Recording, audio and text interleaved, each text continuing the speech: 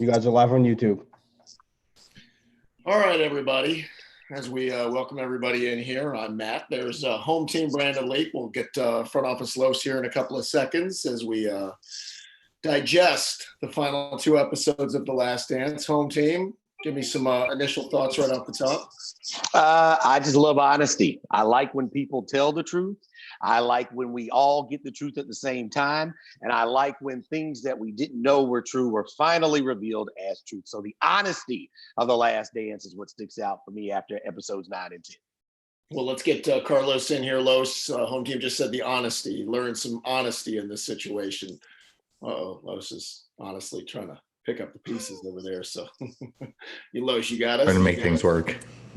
All right. All right. A couple of things here that I thought very interesting from the two episodes. Number one, I had forgotten, and you remember the Jordan shot, right, in '98. You remember some of the big moments. I had completely forgotten about that 96-54 blowout. I don't know how that even slipped my mind. And did you guys remember the Pippen injury being that? I had no recollection of him just essentially being a shell of himself, not even be able to run up and down the court. So that was a Michael show only in that game 6. No, I don't remember. I remember when he got hurt and they were talking about it and hearing the highlights again. That was another going back down memory lane here in the highlights. I do remember them talking about it, but obviously we didn't know how hurt he was. And that goes back to my theme of honesty, the injuries to Scottie Pippen, the migraine game years before when you heard Scottie and Michael Jordan both talk about some of the things that they went through. I remember him being hurt. I didn't know the man's back was broken. I didn't remember the man's back didn't work. It was spinal. Los, this was a very good job of chronicling the Pacers and the Bulls, how good that Pacer team was and how good that series was with Chicago to Indiana. Again, you start to forget how good that Pacer team was with Reg. You didn't back down from anybody. And Chris Mullin and Rick Smits and the Davis brothers and Mark Jackson. I enjoyed that as much as the recollection of the Utah Jazz series. I really found it really cool when they talked about Detroit, and Detroit was such a huge deal for them in the early 90s, and how it transitioned to where everybody was, hey, they were fodder. They were going to get beat until they got to the Pacers, and that Pacers team pushing them to that point. I thought it was fascinating because that was one of those things where when I was watching this, I had totally forgotten how much of a factor that team was for them, how difficult it was for them to play them. And so to see it go to a, game 6 and then a game 7, it was one of those things as an NBA fan, I was so focused on Western Conference basketball when I was growing up that I never considered them they're the team that's going to end it. It was really cool to see that end of the story of how good they considered that team, that they considered them a legitimate challenger. Was there anything better, home team, than the Jordan Bird discussion post game after that game 7? Bird dropping a B on him, F you, and Jordan telling him to enjoy his golf game. I mean, that was perfect. The best part about it was Bird having to take it and walk away. As much trash as he talked, or a decade and some change, to have to take it from Michael Jordan, the guy that he saw, the little guy with a little bitty chain that showed up in the NBA back in the 80s, finally give it to him as a coach.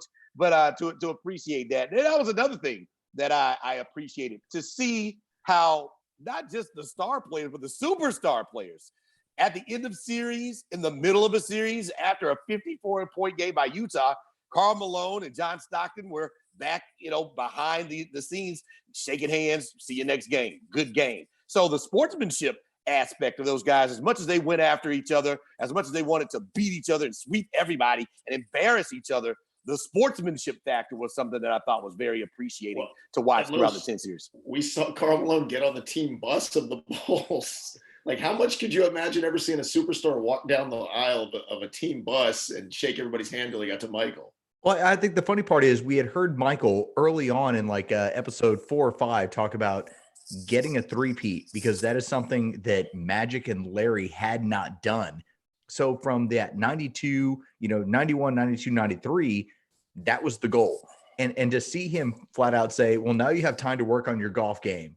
You understood that it was always about making sure that I'm doing something that you can't. And I think the thing that jumps out to you is there's a hierarchy. We already knew it. There's a hierarchy in the NBA of certain guys have certain respect for certain people. And if you're an all-time great, then yeah, come on the bus, give us congratulations, tell me you got beat. That's totally fine.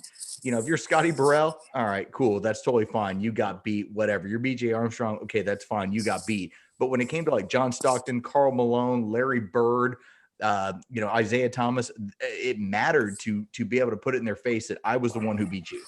So, all right, let's have the discussion about the flu game that was the food poisoning game that some believe was the hangover game that nobody really knows what was. I have a hard time believing if you can't tell me the name of the pizza joint. Number one, I have my doubts about it. Number two, what kind of hotel are you in that doesn't have room service? What year? It was 1998, not 1948. So I'm always skeptical of that. And listen, I know Michael wasn't close to 100%. I get that. But nobody sold it better when he was flailing on the bench than Michael Jordan. Every time out, knowing the camera was on him, he sold it wonderfully. I got to go in a different direction. I think there needs to be a bolo, as my police officer buddies say. I'll be on the lookout for whoever was working that night. Which one of those five? They said it was 5 guys that delivered the pizza. Who brought up? Those guys got to be in their 40s now. Shouldn't be too hard to find them. Who was working the night? What was on the pizza is what I want to know. If these guys. And I saw L. Duncan from ESPN tweet something out. Have these guys been bragging over the last 20 years, 25 years? They were actually working that night, or are they embarrassed that maybe something got tried? I believe him because but here's he's telling the story in front of witnesses, Chernoff and Carlos. Listen, there's video cameras. There's cameras in every hotel hallway. There's cameras in every hotel lobby. This is the 90s, though. It wasn't the 40s. It was the 90s. They could video all this stuff. I don't remember. I don't remember seeing surveillance. Surveillance went all that great. So you're telling me there's no cameras of these 5 guys sharing the pizza as they came up the elevator to Jordan's room and whatever alias he used. Again, I have a hard time buying that. Well, there's nostalgia with all this stuff. And the weird part is the further we get away from it, there was a part of me that thought, oh, that was the 98 finals. I totally forgot that was the 97 finals. And so when they started going through it, in my mind, I'm going, the mythology of Michael Jordan is, man, 98 finals, game 6, push off on Russell, suffering from the flu.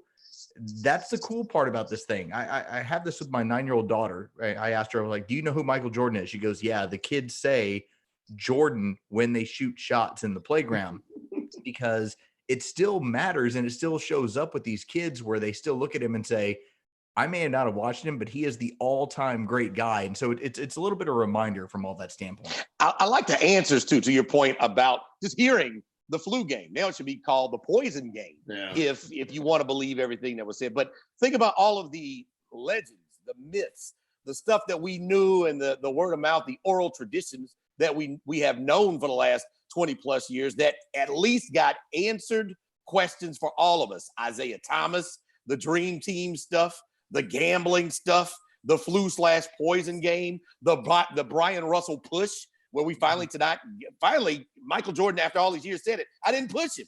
He was off balance, and his answer, what he's sticking to is, I didn't push him. He might not have pushed him, but the arm went out with a need to help give it a little more shove as Russell was off balance. Michael was. Let me say this, and I respect Michael's game as much as anybody's the greatest of all time. He was a master at creating space. He was as good at it as anybody we've ever seen, and he got away with it as much as possible. Look at Reggie Miller in that earlier clip when they were playing in the Eastern Finals when he got the 3 to win. He was so good at it in a jumbled situation, getting a push on Jordan, creating offensive foul. Well, you know what? No whistle is no offensive foul. It's not a foul if they don't call it. You're right, Chernoff. You're right. Do you know the other thing that came to mind, guys? Was every game 79, 77 in the 90s. Like, we forget how much defense or just how much the 3-point game was not a part of this deal. That right now, 79, 77 is the halftime score. It is crazy to think the difference in the 2 games. Well, it's a hand check game. And remember, where they've slowly eliminated over the last 25 years, hand checking, and then the game has now accentuated shoot the 3-pointer. It's such a bigger deal to where I remember when I was growing up watching the NBA, and I've been a hoop head for a long time. It was first to 90. Can you get to 90 and then let's go from there if you play defense? Now it's first to 110, and 110 gives you the opportunity. It's a much more fun brand of basketball to watch, but at the same time, Yeah, it's funny when you see a game where it's like, oh, they blew him out 88-79. Yeah, and it's going away from the big man today because of the shooting and not being able to hand check. And you're right. Look at some of the games in the conference finals where teams were in the 70s and the 80s late in the fourth quarter. My goodness, how many times just in a regular NBA game today are teams at 60 at halftime, 66 points at halftime? So, you're right. The change of the game and defensively and how it's gone from a big man inside out game to now an outside game and everybody gets shots up. I'll also admit I didn't remember. Now, while I knew Dennis Rodman went and did the WCW act with NWO before, I had no recollection that it happened in the middle of the NBA finals, that he had the marbles to leave to show up on a wrestling, event with Hulk Hogan and NWO. Can you imagine with social media what that would look like today? Let me just say this, because Dennis Rodman ended up as a Chicago Bull because my team in San Antonio, after the 95 season, just said, we can't deal with this anymore. He was getting to that point where it was about his celebrity and it was about things he was going to do off the court. And so as we watch this entire 10 series documentary, you see so many things where you go, Dennis needs a break. Dennis is going to leave the team. Dennis is going to do his thing, but he was still such an elite basketball player that you just allowed it to happen. And so I totally forgotten that he just said, yeah, I'm going to go do Hollywood Hogan and we'll figure it out from there. Can you imagine today a star player going on Monday Night Raw or AEW special, not in an in-between situation, after an NBA Finals game, the coach would be compelled, no matter who it was, to suspend him. So that's another facet of this, is that Phil Jackson, everybody played their role. Whether it was, Steve Kerr hitting the shot or, John Paxson hitting the shot and what Scottie Pippen did. Steve Kerr and Phil Jackson had equal say in the winning because only Phil Jackson could allow a star player to disappear, talk about it while the media is interviewing him, not know where his player is, and then not even suspend the guy. Get in his pockets a little bit, but not suspend the guy. Unbelievable personalities and character that you have with Dennis Rodman and the coach who put up with it to go ultimately get the wins that you need. I gained a whole new respect again. I already had it for Phil, but the way Phil had to manage all that, we used to joke that you had Michael Jordan, Scotty. What did Phil do? The Zen master. He did an incredible job of managing all those egos and keeping everybody on the same page. But I thought a couple of things that the documentary pointed out. You heard David Stern say it too, the late great commissioner. 72 million people in some portion watched that game 6 of the Bulls and the Jazz in 1998. Jordan's impact on the game, I think, is greater than any athlete's impact on any sport. The way he turned it from a American game, a national game, to an international global game, and it's like something again that I don't think anybody else has ever touched. Well, I think the cool part that we saw earlier on in the series was the importance of the dream team, because after you saw the American team unable to win the gold medal in 1988, then it turned into, let's use our best players. Let's show you how good we can play this game with our best guys. And Jordan was the catalyst for all of that. And so when you see guys that are coming over internationally and are having a lot of success, so much of them will always point to, I saw the team in Barcelona in 1992. That's what got me to start playing basketball at this level. And again, Jordan, the catalyst for all of it. There's so much that we went through that's such a good reminder of, this guy was a cultural phenomenon where everything that he was able to accomplish, not just the fact that he went to 6 NBA championships and won every single one of them, but the fact that he affected so much of what we consider winning and determination now. And it went global, where all these kids, whether they're growing up in Spain, Argentina, whatever else. I've heard Manu Ginobili bring up, yeah, I saw Michael Jordan play, and that's when I started playing basketball rather than soccer. That's the sort of stuff where you go, damn, it's so much bigger than what we could ever imagine that we were watching. Yeah, I'm glad I got David Stern in before he passed away, because the two biggest figures responsible for the international selling of basketball, the NBA, and where the NBA is today, Michael Jordan and David Stern. David Stern had a tough job of cleaning up his league and making sure it looked a certain way. And then he wanted, and really was the impetus of what we see today, where he wants his players to be marketed by themselves. It's okay if you're a star player. It's okay if you have $4 billion endorsement deals. It's okay if you're the only one getting them for your team. It's good for the league if everybody is watching one guy, or even if people are rooting for him to lose. I think both of those guys are certainly the two most important figures responsible. When you talk about 215 countries going from 80 to 215, the numbers speak for themselves, and really that shows you the power of Michael Jordan, the power of his winning, and the power of Chicago Bulls. People are just joining us, by the way. It's Lowe's home team. And Matt, hold that up for me, Lowe's, because we're brought to you by Corona right now as we recap The Last Dance. So what did you guys think of the moment where Michael is watching on the iPad as Jerry Reinsdorf's explaining in his own strange way why they had to break up the band? Yeah. The one thing about history, people always want to look good at the end. And I like the fact that, again, we got all of this together out front early on. And in the first episode, when Phil Jackson was told, you go 82-0, and I'm not bringing you back, that in and of itself is all that needed to be said. And I think it galvanized the entire team. But yeah, Jerry Reinsdorf, and I think something else. Reinsdorf has gotten a little bit of the deflection, and Jerry Krause has had to take all of the bullets and all of the heats. Well, wait a minute. The guy that signs the checks is saying, well, yeah, you should be getting a little bit more, Scotty. Yeah, I should have paid Michael Jordan a little bit more, but you didn't. So why is he getting a chance to clean it up without any criticism coming his way? I'm a little skeptical, like MJ was, seeing Jerry Reinsdorf give his opinion. Well, remember, this all comes back to Phil wanted a certain amount of money at that time. And so that was the big catalyst for all of this. Phil wanted to basically be one of these guys where at the time we were paying $1 million to NBA coaches. I'm worth $5 million. Now you've got guys that are now making, $10, $12 million.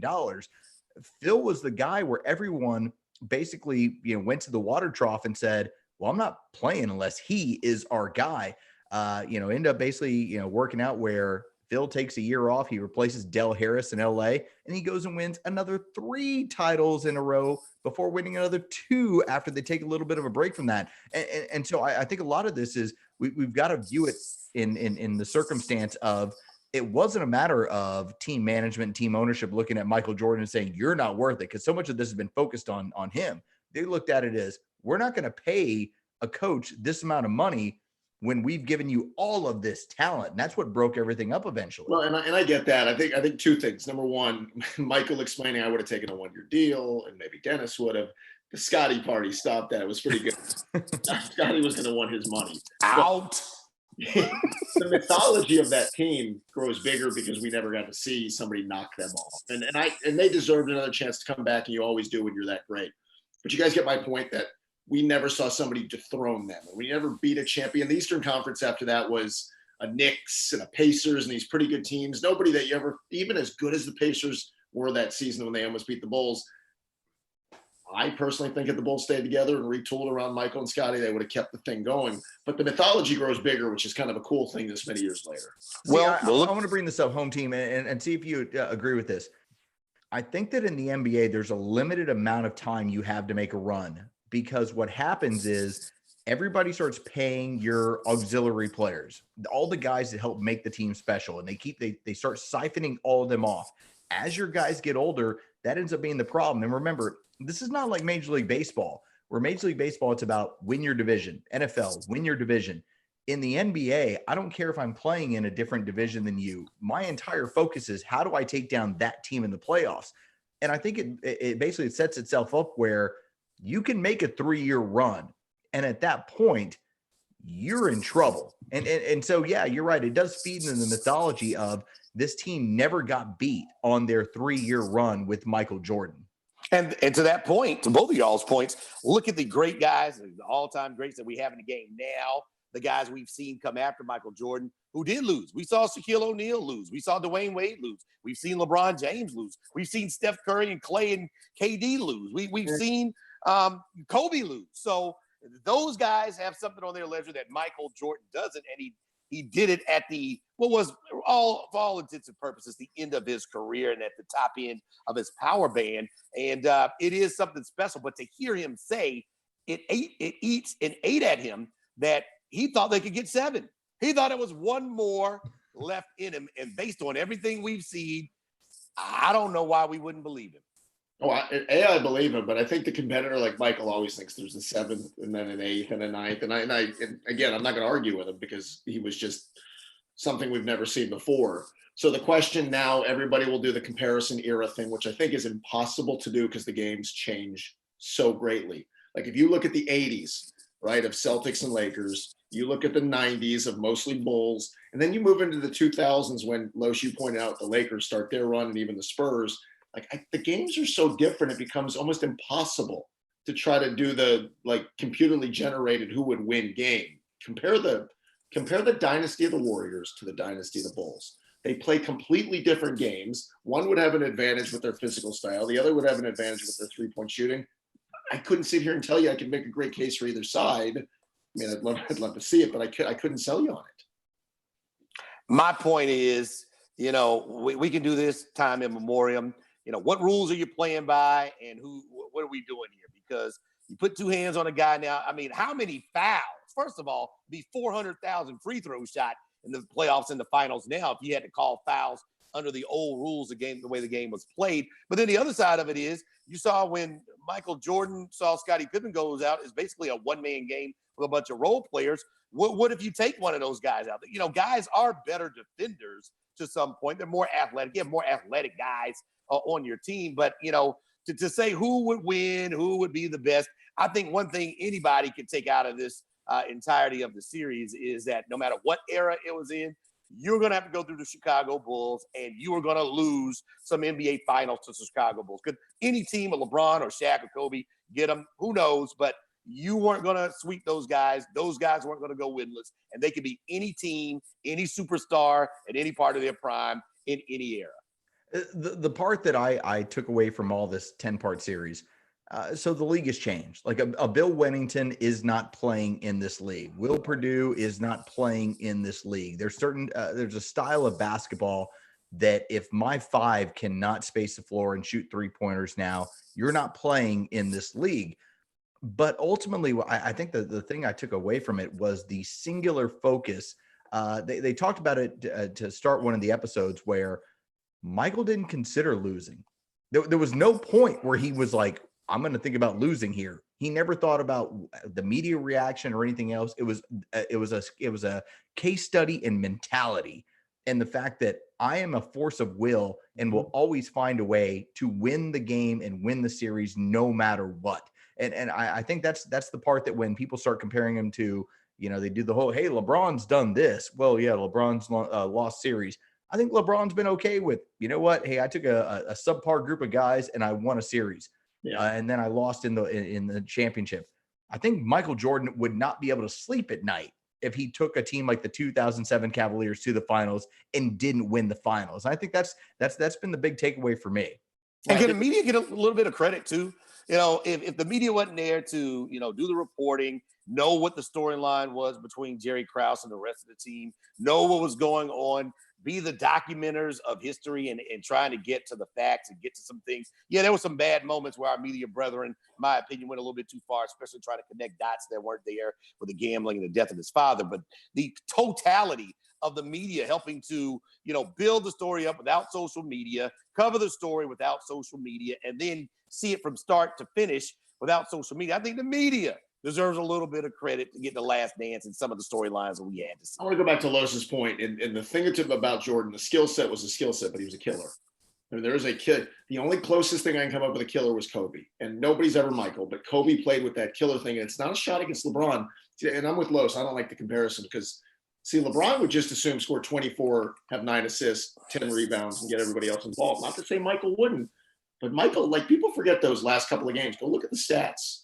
Michael was an awful shooting performance in those games because he kept shooting. He's going to keep getting his shots. He's going to keep going to the free throw line. It wasn't about, the game wasn't going to be pretty in a lot of cases, but he was going to go down swinging every single time. He was a killer like we've never seen in this league before. Well, and I think the closest comparison is Kobe Bryant, somebody who had put so much work into the game, just like Michael did, that the outcome did not matter to him as long as the outcome was on him. And to me, that's a mentality that I think is missing in the NBA right now. I thought one of the things I've taken away from all this and looking back at something from, 22 years ago, the NBA has become a fraternity of a lot of really good friends that are playing basketball against one another, and then we'll figure it out. Maybe we can join each other on a team. During that period, ain't no way in hell that Reggie, a guy like Reggie was not going, hey, how can I team up with Michael? It was always about the alpha male, alpha male, alpha male. And to have the singular guy that was the alpha male that just kept winning, there's something that is really beautiful about it. You're right, Chernoff. What I'm wondering is who is there somebody in the NBA now that has it in them? Because even the guys who are the best in the game or whoever we consider the top 3 or the top 5, there's always a little knock on them. Yeah, it's James Harden. He might have a little aggressiveness in him, but it doesn't come through and he hasn't been able to deliver. Kevin Durant, he can go off and go into zones where he just has nutties, but he hadn't been able to carry a team himself. He went to Golden State and he's taking some flack for that. I don't think he should have, but he hadn't been able to do it himself. So I wonder if there anybody exists in the league. Is it Giannis? Is there somebody who can, take all? Oh no! No, he's stuck. Oh no! Hoyt has a big finish there, but I want to follow up on that. Go ahead. Giannis is the one guy right now who's like, I'm in Milwaukee. I'm the alpha male. I'm going to show you that I can do this to this level. Oh, there's home team. He's back. We were concerned about you. But here, home team, here's what I was saying. Here's the difference. I think today's player cares too much about what's said about them. Yeah, you're right. Whereas Michael couldn't give an F. Again, if his teammates didn't love him, they would respect him. If the media, not that Michael's persona when he was in front of the mic, it was always, everybody loved Michael. You didn't see it, but we didn't hear at the time. You heard whispers about gambling. We heard whispers about porn stars. But it wasn't anything that was screamed from the highest mountain. KD cares too much. I think LeBron for the longest time cared too much. I think a lot of these guys, the ears, they go up when everybody says around them either they can't win the big one or they're not physical enough or they're not, they're not the killer that Michael was. I don't know that today's generation can play the same way that Michael did, not caring. I wouldn't say that Mike didn't hear it, but it was how he handled it. And that would be the information I would give to the stars of stars and, the back and forth and how readily available social media can make you look like you're more sensitive than you need to be. Michael Jordan read the newspaper every day. He knew who wrote what, he knew who said what about him. But when he got a chance to get it out, he didn't look like a whiner or somebody who just couldn't take it. He internalized those things. So, what I hope some of the young players in the NBA get, you're going to be talking to thousands of people throughout the course of your career. Some guys are going to have stupid questions or have stuff where they look like they're digging in your garbage can to try to find something. You have the platform. You're in total control. And I think that's another thing I took from this, how Michael Jordan was in total control of shoot-arounds, practices, who to poke, who not to poke, how to let Dennis go, how to get the guys together and go get Dennis. To be in control when you're the superstar, it's more than just playing the game of basketball, scoring points. There's a lot that goes into and be in the face of a franchise, in the face of a city and a league. Here's the difference. I don't know that Michael ever got questioned. I don't know that Michael ever, and maybe it's the different media, right? Social media. Yeah. Michael was never called a guy who couldn't win the big one, even in his first 6 or 7 years when he was a one-man gang before Pippen got there. LeBron heard that he couldn't win the big one, and down the stretch, he was too passive. And Kobe, you were trying to be like Michael too much. And all these other guys here, and maybe it's more, I just don't, you're right. The way Michael processed it was different, but home team, I don't think people ever went after Michael in the way they went after LeBron or KD or any of these guys. See, but I want to bring this up too, because whether it's Kobe, whether it's LeBron, whether it's Michael, whether it's, and I'll put in Tim Duncan with there, these guys push dudes to play at a different level. I thought weaving in Steve Kerr in the last couple of episodes was a really cool deal because Steve Kerr flat out said, I got a, offer from Arizona. I jumped on it, and then I had to fight and scrap for everything I'd ever done. The only reason that we know who John Paxson is because of Michael Jordan. The only reason we know who Bill Cartwright is because of Michael Jordan. There's something to the fact that these guys were so great and demanded so much from their teammates that they pushed them to a different level. That was one of the things that I took away from this, watching that, and I was hoping that they would start working it in because so much of it was a focus on Dennis and Scottie and Michael Jordan. There's so many other guys that ended up with titles that just were you play this role and you do it as well as you can, and you're going to get a ring with us. I wonder, and you never want to question character, but I just wonder how much the economics of today's game impacts things. When you get out of your rookie deal, if you're in the first round, you're going to be looking at $50-60 million. And you look at the situation where Michael Jordan was making $1-2 million a year.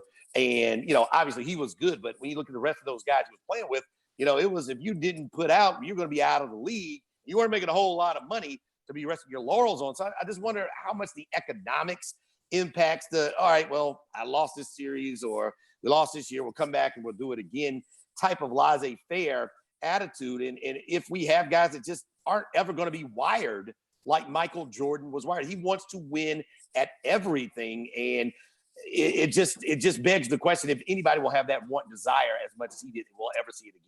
Well, let's go back to Los's point, though, right? That if it doesn't work for me here, it's more acceptable now for me to go somewhere else and put a better situation together, right? If I'm Kevin Durant and I'm with OKC and it's not working, I can go now to Golden State. Or if it doesn't work at Golden State, I can give it to Kyrie and we'll try to put something together in Brooklyn. So I think that changes it, where, not to say that, those players in that era could have left, but I don't think it was ever in their mindset. I don't think Reggie ever thought, I'm going to go leave Indiana. I don't think Michael ever considered going anywhere else until it was forced upon him. Now, Scotty, again, that was the end of the run, so it was starting to bounce around teams. Let me ask you guys this question. What was missing from the doc that you would have wanted more of? The only reason I bring it up, I thought it was fascinating to hear Michael's kids in the very last episode talk about the Utah crowd and that type of thing. That's the only thing I would have wondered more about, is maybe a little bit more of a personal touch to hear about Michael the dad, Michael the off-the-court guy. Well, I don't. For me, not the off-the-court stuff. And I've seen a couple of criticisms of the documentary, being that Michael Jordan had heavy influence in final say in the editing. So I will just question if we got the full picture of who he really was. I think we got he would poke guys. He could be somewhat of a jerk sometimes, but I wonder what it would have been had he not had say so. If there were some other stories or some nutties that we didn't see, because it's clear if you get on Michael Jordan's list or you crossed him, there's no coming back. So, I think everybody who was interviewed, and the fact that he had final say so, I'm just, the only criticism I would have is, was there anybody Mike didn't want to have on, or he didn't want to talk too much longer than they did about things that might be critical of him? To me, it's the money man. It's Jerry Reinsdorf, because so much of this falls on Jerry Krause. And unfortunately, not here with us, can't explain what happened from his standpoint. Reinsdorf wrote the checks. Like, at what point did Reinsdorf say, I'm not going to pay an NBA coach this amount of money? Now, if that was Krause's decision, fine. But I think, to me, that ends up being the major factor in this thing, where I think we got a really good look at what the team was, from coaching all the way down to the 10th man. Tell me about the top. And the top is the guy who's writing those checks, and why he looked at it and said, yeah, you know what? We got 6 and 8 years. Let's not try for a 7. Can we look at both sides of Krause, that maybe we do believe there was some jealousy that he wasn't getting the headlines that Phil and the players got? So maybe there's that. But we also have to recognize the team builder that guy was, from the first edition of the Bulls with Horace Grant and BJ Armstrong and some of the big men who played their roles, to the second time around, whether it was replacing, Horace with Dennis Rodman, or bringing in Tony Kukoc and adding Steve Kerr, like that, everybody played their role on that team beautifully. And Krause deserves some credit for filling out both, portions of that three-peat. Well, he got his credit. It was the last 3 minutes of the docu-series, but, Scottie Pippen clearly did not care for the guy and said he's the greatest general manager in the history of the game. You heard other people say it. So he got it. It was at the very end. Look, they didn't like the guy. And that came across for the last 5 weeks. They didn't like the guy. They didn't like their boss. He didn't fit in. And they didn't like the money that he was doling out. And they didn't like the fact he was going to bust up the team. So I think being honest, but also at the end being honest, say, hey, this guy got us a Dennis Rodman. He got us a Scottie Pippen. He put together some great benches. He kept it together for long enough to have 2 3-peats. I think he did ultimately get the credit he deserved. Now, the question will be, will his family and people who know a side that he would like to say maybe now come out and say some things on his behalf, because he certainly was raked over the coals. Well, part of the problem is always going to be when you're a diminutive figure, and he was a small guy, it naturally is going to lead to getting criticized. And especially and it was early on in the documentary when they talked about Scotty's contract, signing the deal that he did. All right, guess what? As the NBA league revenue keeps growing, you're one of the top 5 players and you're only making this amount of money. Yeah, I get it. Scotty is not happy. But I thought Michael actually made a really good point. He'd been signing 1-year deals to get his money at that point where I'm going to sign 1 year, 27 million, 1 year, 30 million, 1 year, $30 million. They were already at that point where if you're a team builder, if you're a general manager and you realize, man, I got a 35, 36-year-old superstar, I'm going to have to start thinking about moving on. General managers, their job is to not think about just the next year. It's to think about the next 3, 4, 5 years. And I think he ended up getting raked over the coals for some of the decisions that were made as far as financially, who they were going to pay and what they were going to do. You know, one of the crazy things that I found out just, going through some stuff is that as much as they weren't paid their market value per se, Scottie Pippen ended up making more money than Michael Jordan did as a basketball player. That was one of the craziest things I read throughout this whole thing. That Portland, Houston, yeah. And that was with Jordan getting 27 and 30 million plus the last couple of years. He still made fewer dollars than Scottie Pippen as a basketball player in his NBA career, which is mind-boggling. Let's go back to something Home Team said, too, about the economics of today's game, that the mid-level player is making money that you wouldn't have been able to fill out that Bulls roster, right, with all those important key Steve Kerr said it really because I'm a role player, but I played my role really well.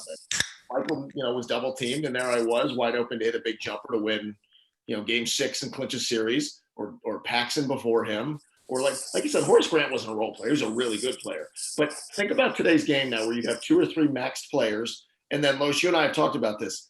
Like there are nights where you could be in the 10th row and come out and play point guard because you don't have enough money to fill out the rest of your 7 or 8 other roster spots because you're so top heavy on your roster. Well, NBA rosters right now are set up. The structure has become pay 3 guys and figure it out from there. That was a difference of those 90s teams. And part of it was because it was a league that was much more defensive oriented, where if I have a player who plays elite defense, I don't care if he doesn't score. I'm going to still pay this guy. And so the structure of the league has completely changed. A guy like Dennis Rodman, grabbing 12 rebounds and scoring 4 points, he doesn't make 10, 12, 20 million. That was kind of the structure of how it was. Nowadays, it's turned into, as long as you score a bunch of points, you fill that score sheet up with a bunch of stuff, then we're going to go ahead and make it happen. It's just a totally different league. It's kind of a look back. We went basically we jumped in the DeLorean, as you like to say, Matt. We jumped back 20 years and we saw a completely different game with a completely different structure. Yeah, the economics have totally changed. I mean, Jeff Teague has made $80 million as a player. Harrison Barnes has made $80 million, and he still has $85 million coming. So the economics have completely gone off the chart, and these guys deserve credit because they put the game on such a global market and made it to where guys who aren't the superstars of the league are able to get shoe deals and endorsement deals, and that's a great thing. You just have to wonder what the future holds for the NBA because really over the last 20 years and really over the last 30, it's really been the same. If you don't have one of your guys as the guy or one of the guys in the league, you don't have a shot. So really, 29 teams don't have a shot in the NBA to win the NBA championship. And you just have to wonder if the league will come up with some interesting ways or economic ways to make it fair and make it interesting for competitors to want to compete if they do switch teams, but make it so other cities, except for 1 or 2, are going to be holding up the trophy every single year. We have basically one time in about 30, 35 years, the 2004 Detroit Pistons that were filled with a lot of really good players, all-star players, but there's not one person, whether it's Tayshaun Prince or Rip Hamilton or Ben Wallace, where you say Hall of Famer.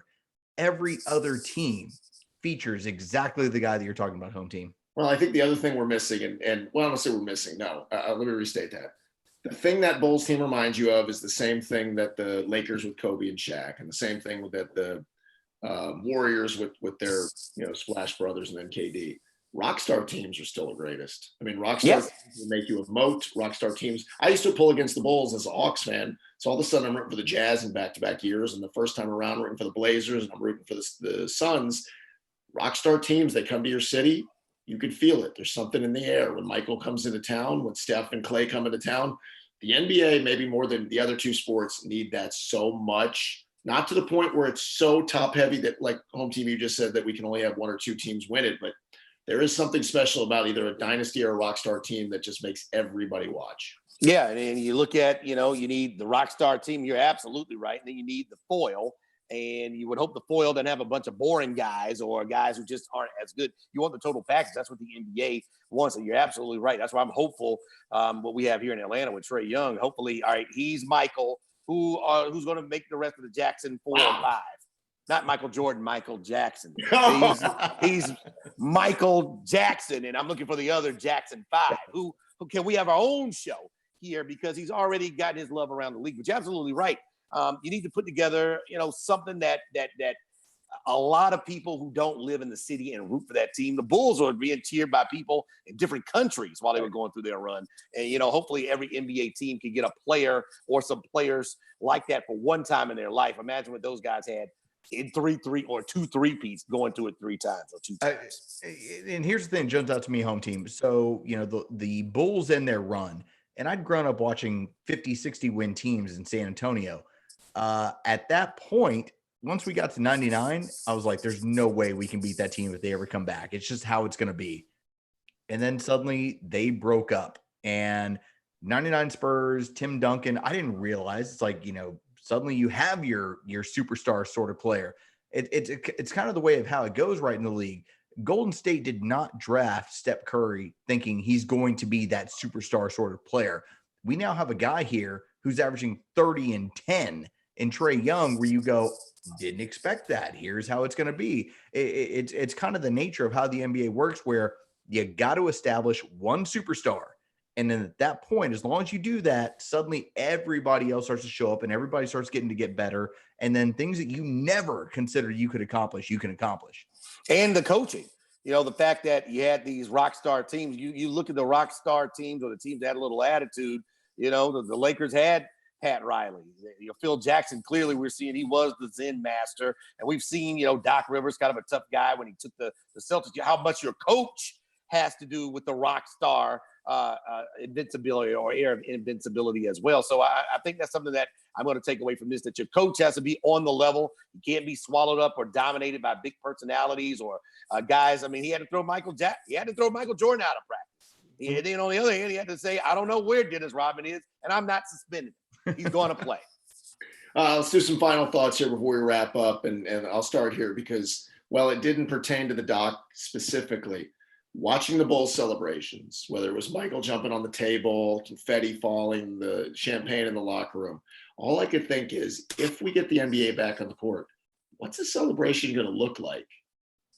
Social distancing, are we going to have, 15 guys in masks in a locker room, kind of near the, the trophy, not really getting close to it? That's all I could think in my mind is, what will a championship look like in this current state compared to what we just watched? You ever play Wii golf? That crowd sound or some of those Wii sports, pump some of that in, or, something going on, and just stay. How are you going to get champagne on somebody 6 feet away? That's what I want to know. You're right. I mean, it's going to be a lot different. I mean, weird. What are the games going to sound like? You're right. The championship celebration. Well, at least we'll get to hear everything that they're saying. It just might not be as messy. Yeah. To me, this comes back to something that Shaq said on 680 The Fan. He didn't consider it a title when it came down to the 99 Spurs because they played the 50-game season. And again, I'm not saying this because I grew up a Spurs fan or anything else, but guys in the league, like, they look at Kevin Durant and they don't look at him as a 2-time championship winner. They look at him as a guy who went over to a 73-win team and won his titles, and they don't count until you do it on your own. There's going to be a lot of people, NBA fans, hell, home team, when you can find a barbershop. There's going to be barbershops out there that are going to sit back and they're going to say, oh, so-and-so won. Yeah, that don't count because it wasn't this way. The NBA is a really weird thing from the standpoint of it is all about the alpha male, because basketball is about intimidating other people and doing your thing and showing people that you're a better player than everybody else. when you do it in an empty stand and you do it, in an abbreviated playoff or whatever we get, it's not going to count to the regular NBA fan the way it would if you had won a regular season. And I have to admit, I agree with Diesel. It's not fair, but I'm going to look at whoever wins. I'm going to add an asterisk on it, because if James Harden wins or LeBron James wins, yeah, you won, but it was a whole lot different. And without a lot of people in the stands to put pressure on you and pressure moments on the road, it's just not the same as everybody else who did it. So maybe that's not right, but I think a lot of people are going to look at that. I think, and maybe we'll end it on that. Michael winning in Utah, right? Doing it in that atmosphere with that kind of crowd, or pick any number of Celtics teams winning in Boston, or whatever it was, the team having to go overcome that. It's going to just feel very different when it's all said and done. I am sad that The Last Dance is over. That it was told from my perspective. My reactions, I don't care. It was fascinating. It was entertaining. I just thought it was to do 10 hours on anyone is nearly impossible without a lull, and I think they pulled it off. Yeah, I wonder, obviously we don't want to be watching it in a perfect world during a pandemic and quarantine protocols, but I wonder if it would resonate the same if we were in a normal environment and this had gone on 10 weeks. Would it have as many viewers? Would everybody be, locked in? The fact is, this was really pretty much the only thing on TV, right after everybody got done eating. And so a lot of eyes got on this that I think may not have been on it, and we all got a chance to watch it together. I just want to point this out about that entire series that we were gifted, essentially, outside of Tiger King. This is the one thing in sports that we were given where somebody said, let me give you insight into something that you don't really know. As much as you watch it, you don't really know. It's a credit to ESPN.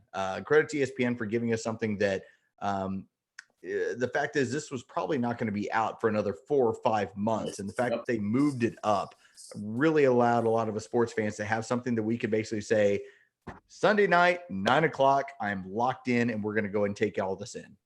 I have to imagine that final episode is going to do huge numbers, and the reaction will be there for a while. It's one of those things maybe people go back and watch again because they missed when it was all said and done. Let's thank our friends at Corona for making it Here, possible. I'll thank them for you. Thank you, Los. Very good, my friend. There we go. There you go. Down the hatch. Home team will be on tomorrow with Joe Ham, home team in Hamilton on the Sports X at 9:00. We'll look forward to that. Home team, we look forward to hearing you. And then Los will be with Buck and John, and then with Mr. Oliver and myself coming up at 3:00. Are you prepared? Are you ready to do a show tomorrow? Listen, I'm always prepared, baby. I mean, listen, I can do the show now. You wait Chuck up. Baby me? Let's wait Chuck up. Let's do it now. Just start calling him and tell him like, hey, where's Hoyt? Come on with us right now. What picture is on this screen? Where is he? Actually, I am Hoyt. I've just been impersonating home team the whole time. Matt, will you give this to the audience, because we still have a decent amount of audience.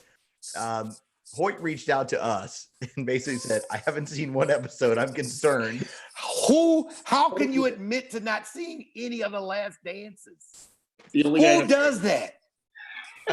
Wait, only guy in America. Wait. His idea is he's going to watch all 10 hours somewhere in his life where he thinks his wife is going to give him 10 What is he hours. watching? I don't know. He's watching Sopranos. That's a big thing. He's watching Sopranos. Oh my God. It's kind of our fault. All right, gentlemen, have a wonderful night. And to the viewers out there, we appreciate them spending some time with us on this Sunday night. Everybody be safe, and we will. What's your shirt say? There he is. He's so Atlanta. I mean, listen, I know my roots, baby. I know where it's. I'm going to sleep. I'm taking a melatonin, and I'm out. All right, boys. We'll talk to you tomorrow on the Sports. See you guys tomorrow. Thank you to the audience. Thank you to YouTube. Thank y'all for listening.